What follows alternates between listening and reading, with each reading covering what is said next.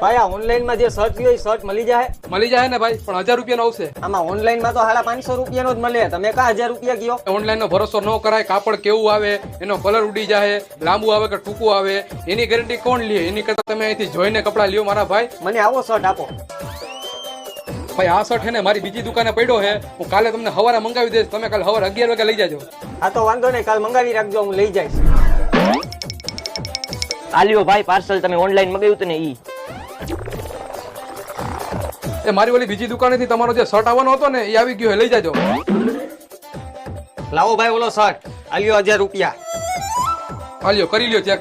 Online માં જોયો તો ને ઈ જ શર્ટ હે. તો પછી ભાઈ તમને મોજ આવી ગઈ ને, એટલે જ તમને કહેતો હતો કે ઓનલાઈન નો ભરોસો કરવો નહીં. હવેથી હું ઓનલાઈન વસ્તુ કઈ મંગાવીશ જ નહીં, ભલે તમારી દુકાને મારે ડબલ પૈસા દેવા પડે. સારું હાલો આવજો.